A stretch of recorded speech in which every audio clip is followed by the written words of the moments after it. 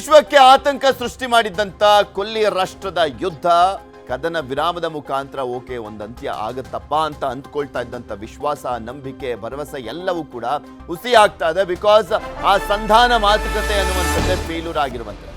ಕದನ ವಿರಾಮದ ಬೆನ್ನಲ್ಲೇ ಸಂಧಾನ ಕೂಡ ವಿಫಲ ಆಗಿದೆ. ಸೊ ಸಮರವೋ ಮತ್ತೊಮ್ಮೆ ಸಂಧಾನವೋ ಅನ್ನುವಂಥ ಪ್ರಶ್ನೆಗೆ ಉತ್ತರ ಸಿಗಬೇಕಾಗಿದೆ.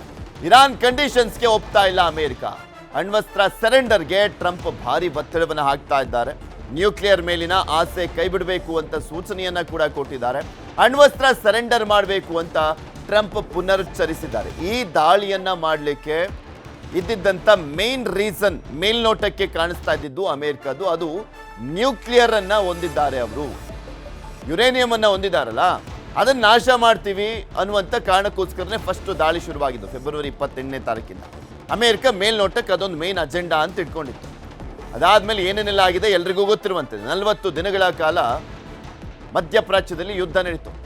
ಇನ್ನು ಕದನ ವಿರಾಮ ಲೆಬನಾನ್ ಮೇಲೆ ಇಸ್ರೇಲ್ ದಾಳಿಯಾದ ಬಳಿಕ ಹರ್ಮುಜ್ ಜಲಸಂಧಿಯನ್ನ ಮತ್ತೆ ಬಂದ್ ಮಾಡಿತ್ತು ಇರಾನ್. ಹರ್ಮುಜ್ ಜಲಸಂಧಿ ಮೇಲೆ ದಾಳಿಯನ್ನು ಮಾಡುವಂತೆ ಎಚ್ಚರಿಕೆಯನ್ನ ಕೊಟ್ಟಿದ್ದಾರೆ ಅಮೆರಿಕದವರೀಗ. ತೈಲ ಸಾಗಣೆ ಹಡಗುಗಳನ್ನ ನಾಶ ಮಾಡೋದಾಗಿ ಎಚ್ಚರಿಕೆಯನ್ನ ಕೊಡಲಾಗಿದೆ. ತೈಲ ಸಂಗ್ರಹಣಾ ಘಟಕಗಳನ್ನ ಸರ್ವನಾಶ ಮಾಡ್ತೀವಿ, ಇರಾನ್ನ ತೈಲ ಸಂಸ್ಕರಣಾ ಘಟಕಗಳನ್ನ ಕೂಡ ಉಳಿಸಲ್ಲ. ಇರಾನ್ಗೆ ಅಮೆರಿಕ ಅಧ್ಯಕ್ಷ ಡೊನಾಲ್ಡ್ ಟ್ರಂಪ್ರ ಎಚ್ಚರಿಕೆ ಇದು. ಅಳಿದುಳಿದಿರುವಂಥ ಇರಾನನ್ನು ಸಂಪೂರ್ಣವಾಗಿ ನಾಶ ಮಾಡಿಬಿಡ್ತೀವಿ ಅನ್ನುವಂಥ ಎಚ್ಚರಿಕೆಯನ್ನ ಕೊಡಲಾಗಿದೆ. ಕದನ ವಿರಾಮ ಅನ್ನುವಂಥದ್ದು ಬರೀ ಹೆಸರಿಗಷ್ಟೇ ಸೀಮಿತ ಆದಂತಾಗ್ತದೆ. ಯಾಕೆಂದರೆ ಇಬ್ಬರ ಕಂಡೀಷನ್ಸು ಕೂಡ ಇಬ್ಬರೂ ಒಪ್ಕೊಳ್ಳುವ ರೀತಿಯಲ್ಲಿಲ್ಲ. ಆ ಕಂಡೀಷನ್ಸ್ಗಳನ್ನು ನೋಡಿದಾಗಲೇ ಗೊತ್ತಾಗುತ್ತೆ. ಅವತ್ತೇ ಹೇಳ್ತಾ ಇದ್ವಿ ನಾವು, ಇರಾನ್ ಕಂಡೀಷನ್ಸ್ ನೋಡಿದ್ರೆ ಒಂದು 4 ಒಪ್ಕೊಂಡ್ಬಿಟ್ರು ಸಾಕು, ಅಮೇರಿಕ ಅವರೇ ತಲೆ ತಗ್ಗಿಸ್ತಂತ ಆಗ್ಬಿಡುತ್ತೆ ಇರಾನ್ ಮುಂದೆ. ಆ ರೀತಿಯಾದಂಥ ಕಂಡೀಷನ್ಸನ್ನು ಇರಾನ್ ಹಾಕಿತ್ತು. ಹರ್ಮುಜ್ ದಿಗ್ಬಂಧನದ ಎಚ್ಚರಿಕೆ ಇರಾನ್ ಕೆಂಡ ಕಾರ್ತಾ ಇದೆ. ಅಮೇರಿಕ ಯುದ್ಧ ನೌಕೆ ಹರ್ಮುಜ್ ಕಡೆ ಬಂದರೆ ದಾಳಿಯನ್ನು ಮಾಡ್ತೀವಿ, ಬಿಡೋದಿಲ್ಲ ಅವ್ರನ್ನ. ಟ್ರಂಪ್ ಸೇರಿ ಅಮೇರಿಕ ಪಡೆಗೆ ಇರಾನ್ ಎಚ್ಚರಿಕೆಯನ್ನು ಕೂಡ ಕೊಡ್ತಾ ಇರುವಂಥದ್ದು. ಅಮೇರಿಕಾದ ಯುದ್ಧ ನೌಕೆ ನಮ್ಮ ಸೈಡ್ ಏನಾದರೂ ಬಂದರೆ ಮುಗಿಸ್ತೀವಿ ಕಥೆಯನ್ನ ಅಂತ ಹೇಳ್ತಾ ಇದ್ದಾರೆ. ಹರ್ಮುಜ್ನಲ್ಲಿ ನಾವು ದಾಳಿಗೆ ರೆಡಿ ಇದ್ದೇವೆ, ಹರ್ಮುಜ್ ಕಂಟ್ರೋಲ್ಗೆ ಬಂದರೆ ಸುಮ್ಮನಿರಲ್ಲ, ಅದು ನಮ್ಮದು, ನಾವೇ ಕಂಟ್ರೋಲ್ ಮಾಡ್ತೀವಿ ಅಂತ ಇರಾನ್ ಹೇಳ್ತಾ ಇದೆ. ಅಮೇರಿಕ ಅಧ್ಯಕ್ಷರ ಎಚ್ಚರಿಕೆಗೆ ತಿರುಗೇಟನ್ನು ಕೊಟ್ಟಿರೋದು.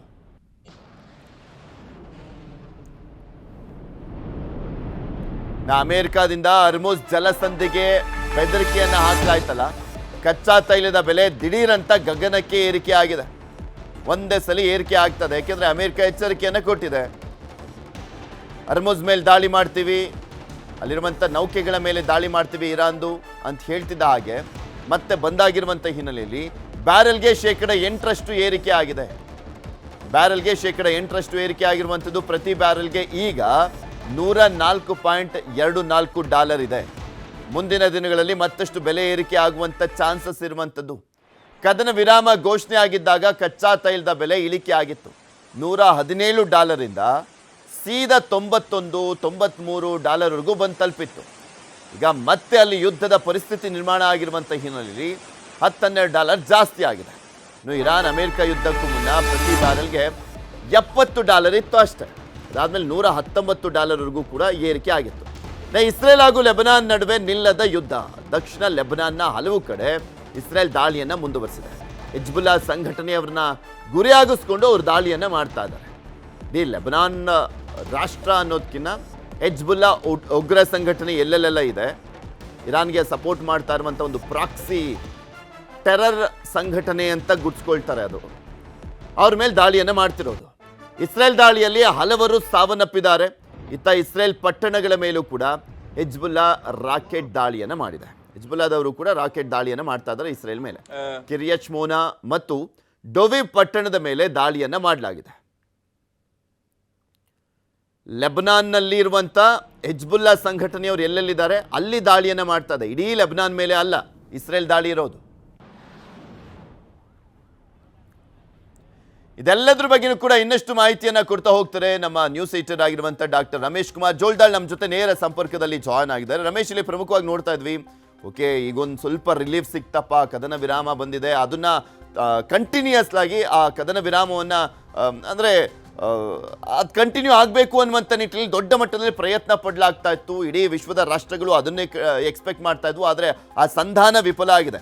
ಮತ್ತೊಮ್ಮೆ ಸಂಧಾನ ಏರ್ಪಡುವಂಥ ಚಾನ್ಸಸ್ ಏನಾದರೂ ಇದೆಯಾ? ಬಟ್ ಟ್ರಂಪ್ ಹೇಳಿಕೆಯನ್ನು ನೋಡ್ತಾ ಇದ್ರೆ ಮತ್ತೆ ಸಮರ ಆಗುವಂಥ ಎಲ್ಲ ಲಕ್ಷಣಗಳು ಕಾಣಿಸ್ತಾ ಇದಾವಲ್ಲ. ಪೃಥ್ವಿ, ಸಂಧಾನದ ಯಾವುದೇ ಲಕ್ಷಣಗಳು ಕಾಣಿಸ್ತಾ ಇಲ್ಲ. ಬಟ್ ಪಾಕಿಸ್ತಾನ ಒಂದು ಅಟೆಂಪ್ಟ್ ಮಾಡ್ತಾ ಇದೆ. ಏನೋ 3 ರಾಷ್ಟ್ರಗಳು ಕೂತ್ರೆ ಮತ್ತೊಂದು ಸಲ ನಾವು ಸಂಧಾನದ ಪ್ರಯತ್ನ ಮಾಡೋಣ ಅಂತ ಹೇಳಿದೆ ಪಾಕಿಸ್ತಾನ. ಬಟ್ ಆಲ್ಮೋಸ್ಟ್ ಅಲ್ಲ ಸಂಧಾನ ಆಗುವಂಥ ಯಾವುದೇ ಚಾನ್ಸಸ್ ಇಲ್ಲ. ಒಂದು 7:30 ಅಷ್ಟೊತ್ತಿಗೆ ಏನೋ ಟ್ರಂಪ್ ಡೆಡ್ಲೈನ್ ಕೊಟ್ಟಿರ್ತಕ್ಕಂಥದ್ದು. ಅಷ್ಟರೊಳಗಡೆ ಏನಾದರೂ ಇರಾನು ಅಮೆರಿಕದ ಕಂಡೀಷನ್ಸ್ಗೆ ಬಗ್ಗೆ ಒಂಚೂರು ಮಾತುಕತೆಗೆ ಏನಾದರೂ ಬಂದು ಸ್ವಲ್ಪ ಹಗ್ಗ ಜಗ್ಗಾಟ ಆದರೆ ಈ ಹರ್ಮುಜ್ ಕಂಟ್ರೋಲ್ ತಗೊಳ್ಳೋ ಏನು ಪ್ರಯತ್ನ ಇದೆ ಅದಕ್ಕೊಂದಿಷ್ಟು ತಾತ್ಕಾಲಿಕವಾಗಿ ಮತ್ತೆ ಬ್ರೇಕ್ ಬೀಳ್ಬೋದು.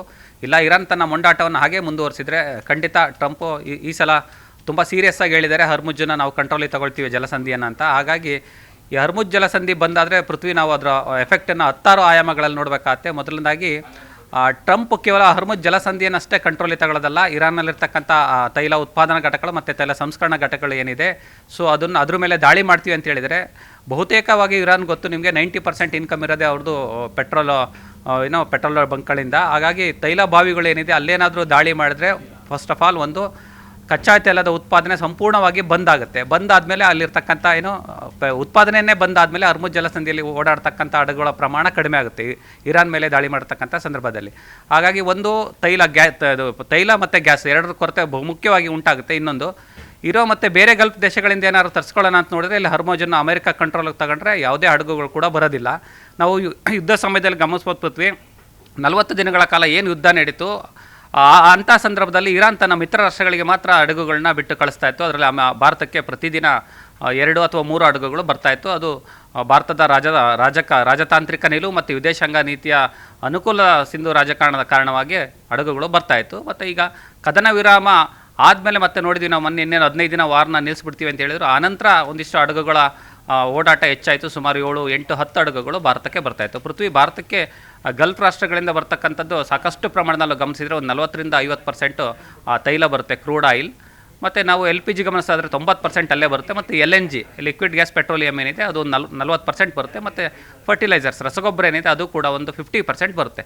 ಸೊ ಇಷ್ಟು ಪ್ರಮಾಣದಲ್ಲಿ ಭಾರತ ಗಲ್ಫ್ ರಾಷ್ಟ್ರಗಳ ಮೇಲೆ ಡಿಪೆಂಡ್ ಆಗಿರ್ತಕ್ಕಂಥದ್ದು. ಇನ್ ಕೇಸ್ ಹರ್ಮುಜ್ ಜಲಸಂಧಿಯನ್ನು ಅಮೆರಿಕ ಕಂಟ್ರೋಲಿಗೆ ತಗೊಂಡ್ರೆ ಮುಂದೇನು ಅಂತ ಪ್ರಶ್ನೆ ಎದುರಾಗುತ್ತೆ. ಖಂಡಿತ ಕ್ರೂಡ್ ಆಯಿಲ್ ಬರೋದು ನಿಂತರೆ ಇಲ್ಲಿ ಮತ್ತೆ ಯಥಾ ಪ್ರಕಾರ ಏನು LPG ಮತ್ತು CNG ಈ ಗ್ಯಾಸ್ಗೆ ಸಮಸ್ಯೆ ಆಗದೇ ಆಗುತ್ತೆ ಖಂಡಿತ. ಮತ್ತು ಏನು ಸ್ಟಾಕ್ ಏನಾದರೂ ಖಾಲಿ ಆಗಿಬಿಟ್ರೆ ಮತ್ತೆ ಬೇರೆ ದೇಶಗಳ ಹತ್ರ ನಾವು ಮುಖ ಮಾಡಬೇಕಾಗತ್ತೆ. ಆದರೆ ರೂಟ್ ಇರೋದು ಒಂದೇ, ಹರ್ಮುಜ್ ಬಂದ್ ಮಾಡಿದರೆ ನಾವು ಆಲ್ಟರ್ನೇಟಿವ್ ಆಗಿ ಸುಯೇಜ್ ಕಾಲುವೆ ನೋಡಬೇಕಾಗತ್ತೆ. ಅದು ಈಜಿಪ್ಟ್ ಮತ್ತು ರಷ್ಯಾ ಮೂಲಕ ಬರ್ತಕ್ಕಂಥದ್ದು ಸುಯೇಜ್ ಕಾಲುವೆ. ಮತ್ತು ಸುತ್ತ ಕಂಡು ಬರಬೇಕು ಪೃಥ್ವಿ. ನಾನು ಬೆಳಗ್ಗೆ ಹೇಳ್ತಾ ಇದ್ದೆ ಏನೋ ಇದು ಹತ್ರ ಇದೆ, ಯಾವುದೋ ಹರ್ಮುಜ್ ಹತ್ರ ಇದೆ. 1,500 ಕಿಲೋಮೀಟ್ರ್ ಇದ್ದರೆ ನಮ್ಮದು ಸುಯೇಜ್ ಕಾಲುವೆಯಿಂದ ಈ ಕಡೆ 7,000-8,000 ಕಿಲೋಮೀಟ್ರ್ ಇದೆ. ಸುಮಾರು 10ರಿಂದ 12 ದಿನ ಆಗುತ್ತೆ. ಒಂದು ಖರ್ಚು ಜಾಸ್ತಿ ಮತ್ತು ದೂರ ಪ್ರಯಾಣ, ಹೀಗಾಗಿ ಸಾಕಷ್ಟು ಹೊಡೆತ ಬೀಳುವಂಥ ಸಾಧ್ಯತೆ ಇದೆ. ಮತ್ತು ಸುಯೇಜ್ ಕಾಲುವೆ ಮೂಲಕ ಏನಾದ್ರು ಬರಬೇಕಾದ್ರೆ ಲಾಸ್ಟ್ ಟೈಮು ಆಲ್ಬಾಬ್ ಮಂಡೇದ್ ಏನು ಜಲಸಂಧಿ ಇದೆ, ಆ ಮಂಡೇಬ್ ಜಲಸಂಧಿ ಮೇಲೆ ಹೌತಿ ಉಗ್ರರು ಅಟ್ಯಾಕ್ ಮಾಡಿದರು. ಸೊ ಇರಾನ್ ಆ ಉಗ್ರನ್ನ ಬಳಸ್ಕೊಂಡು ಸುಯೇಜ್ ಕಾಲುವೆಯನ್ನೇನಾದರೂ ಅಲ್ಲಿ ಬಂದ್ ಮಾಡಿದರೆ ಅಲ್ಲೂ ಕೂಡ ಸಾಕಷ್ಟು ಸಮಸ್ಯೆ ಆಗುತ್ತೆ. ಸಂಪೂರ್ಣವಾಗಿ ಏನೋ ಪೂರ್ವ ಏಷ್ಯಾದ ರಾಷ್ಟ್ರಗಳಿಗೆ ಬರ್ತಕ್ಕಂಥ ಎಲ್ಲ ಹಡಗುಗಳು ನಿಂತೋಗುತ್ತೆ. ಹೀಗಾಗಿ ಭಾರತಕ್ಕೆ ಅತಿ ದೊಡ್ಡ ಸಮಸ್ಯೆ ಆಗುತ್ತೆ. ಭಾರತ ಮತ್ತು ಅಕ್ಕಪಕ್ಕದ ದೇಶಗಳಿಗೆ, ಪೂರ್ವ ಏಷ್ಯಾದ ರಾಷ್ಟ್ರಗಳಿಗೆ ಬಹುಮುಖ್ಯವಾಗಿ ಗಮನಿಸಬೇಕು ಪೃಥ್ವಿ. ಇಲ್ಲಿ ಆಯಿಲ್ ಮಾರ್ಕೆಟ್ ಏನಾದ್ರು ಕೊಲ್ಯಾಪ್ಸ್ ಆದರೆ ಇಲ್ಲಿ ಲಕ್ಷಾಂತರ ಜನ ಉದ್ಯೋಗ ಕಳೆದುಕೊಳ್ತಾರೆ. ಮತ್ತು ಗ್ಯಾಸ್ ಸಮಸ್ಯೆ ಆದರೆ ಪ್ರಮುಖವಾಗಿ ನಾವು ಈಗಲೂ ಕೂಡ ಏನೋ ಆಟೋ ಗ್ಯಾಸ್ ಸಿಗ್ತಾ ಇಲ್ಲ, ತುಂಬ ಸಮಸ್ಯೆ ಆಗ್ತಾಯಿದೆ. ಅಡುಗೆ ಸಿಲಿಂಡ್ರೊಂದು ಸದ್ಯಕ್ಕೆ ಪ್ರಾಬ್ಲಮ್ ಇಲ್ಲ. ಹಾಗಾಗಿ ತೈಲ ಮತ್ತು ಗ್ಯಾಸ್ ಅಭಾವ ಅತಿ ದೊಡ್ಡ ಮಟ್ಟದಲ್ಲಾಗುತ್ತೆ. ಮತ್ತು ಕ್ರೂಡ್ ಆಯಿಲ್ ಏನಾದ್ರು ಸಂಪೂರ್ಣವಾಗಿ ಬಂದಾದರೆ ಪೆಟ್ರೋಲು ಡೀಸೆಲು ಏನು ಸ್ಟಾಕ್ ಇದೆ, ಸ್ಟಾಕ್ ಕ್ಲಿಯರ್ ಆದರೆ ಸ್ಟಾಕೆಲ್ಲ ಕ್ಲಿಯರಾಗಿ ಖಾಲಿ ಆಗಿಬಿಟ್ರೆ ಪೃಥ್ವಿ ಏನೋ ವೆಹಿಕಲ್ಗೆ ಓಡಾಡೋದು ಕೂಡ ಸಮಸ್ಯೆ ಆಗುತ್ತೆ. ಸೊ ಯುದ್ಧ ಸಮಯದಲ್ಲಿ ಒಂದಿಷ್ಟು ಕೇಂದ್ರ ಸರ್ಕಾರದ ಮಟ್ಟದಲ್ಲಿ ಚರ್ಚೆ ಆಯಿತು. ಏನಂದರೆ ಪೆಟ್ರೋಲು ಮತ್ತು ಗ್ಯಾಸ್ ಪ್ರಾಬ್ಲಮ್ ಏನಾದ್ರು ಆದರೆ ಒಂದಿಷ್ಟು ಏನೋ ಲಾಕ್ಡೌನ್ ರೀತಿಯ ವಾತಾವರಣವನ್ನು ಜಾರಿಗೆ ತರೋಣ ಅಂತಕ್ಕಂಥದ್ದು ಒಂದು ಚರ್ಚೆ ನಡೆದಿತ್ತು ಅಂತ ಸುದ್ದಿ ಆಗಿತ್ತು ಎಲ್ಲ ಮಾಧ್ಯಮಗಳಲ್ಲಿ. ಆಮೇಲೆ ಕೇಂದ್ರ ಸರ್ಕಾರ ಅದಕ್ಕೊಂದು ಸ್ಪಷ್ಟನೆ ಕೊಡ್ತಿಲ್ಲ.